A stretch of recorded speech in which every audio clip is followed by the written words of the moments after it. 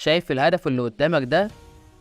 ارتقاء وقوة وتوجيه مميز. عاوزك تفتكر اسم اللاعب ده كويس، مصطفى غلوش، واحد من مواهب الكرة المصرية اللي ان شاء الله ليه مستقبل كبير جدا. مهاجم واعد ومقدم موسم ممتاز وافضل فروت في مصر لمواليد 2007. مصطفى مواليد 2007 زي ما بقولك، يعني عنده 16 سنة في الوقت الحالي. بيلعب حاليا في ناشئين نادي انبي. مركزه في الملعب مهاجم صريح، وتقدر تقول عليه تيبيكال رقم 9، ولكنه برضه بيقدر يلعب وينج ليفت وينج رايت. طوله متر 73 سنتي، وطبعا نظرا لسنه اكيد لسه في مرحلة انه يطول كمان. غلوش بدأ في اكاديمية المنصورة وانتقل منها الى اكاديمية نادي انبي، وبعد انضمامه اثبت انه يستاهل يتأهل للعب في القطاع بعد ما قدم مستوى جيد جدا. وبالفعل انضم للقطاع ولعب مع فريق مواليده اللي هي 2007، وبقاله 5 سنين في انبي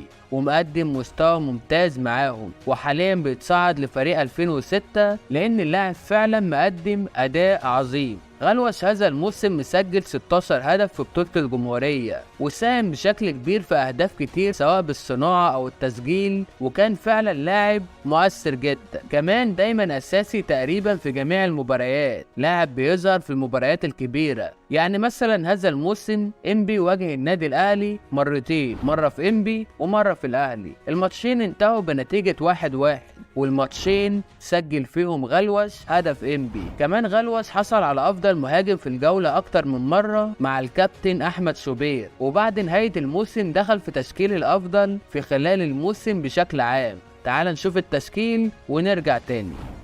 احمد حسن زمالك، شهاب طاهر زد، مصطفى باجت اهلي، سيف محمد زمالك، محمد عبد الفتاح اهلي، مصطفى غلوش من انبي. حاجة مبشرة جدا. يعني اللي انا عاوز اوصله لك ان مصطفى لاعب ممتاز وعنده قدرات مبشرة جدا، مهاجم فعلا عنده مواصفات كتير اضافة لمركزه. زي ما قلت لك تقدر تقول عليه تيبيكال رقم 9، مهاجم صندوق، مش جناح وبيتوظف مهاجم او حتى شادو سترايكر او مهاجم تاني، لا، هو مهاجم بيلعب داخل منطقة الجزاء، عنده نسبة توجيه مميزة، التحاماته كويسة جدا، فتقدر تقول عليه انه فعلا فروت. هو لاعب ما شاء الله بيقدر يلعب الضربات الرأسية بشكل مميز زي ما بقولك، وعنده نسبة توجيه وارتقاء مميز جيد جدا في الالتحامات. كمان لاعب بصير وعنده قدرة كويسة جدا في نقل الهجمة، وكورته حلوة، وبيقدر يلعب مهاجم محطة، وفعلا مميز جدا في الحتة دي. دفاع اللي انا بقوله لك انه مصوب هايل على المرمى، سواء برجله الاساسية اللي هي اليمين او حتى العكسية اللي هي الشمال.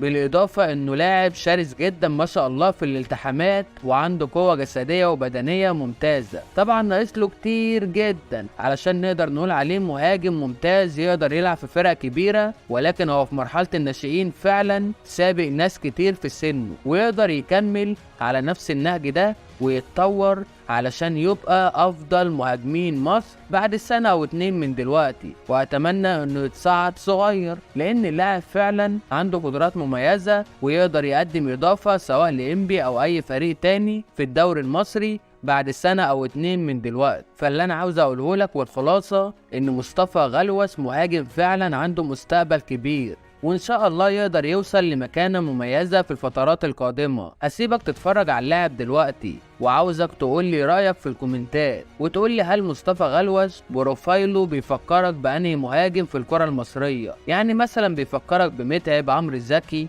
الناس دي، او حتى اي حد غيرهم. واخيرا اتمنى انك تدعم اللاعب بكومنت محفز علشان يقدر يكمل بمستوى جيد الفترات القادمة. واللي انا عاوز اوصله له انه حتى الان ما وصلش لاي حاجة في مسيرته، وعايش شغل كتير جدا علشان يقدر يطلع يلعب في أندية كويسة في الدوري الممتاز، او حتى عاوز شغل اكتر علشان يحترف في اوروبا.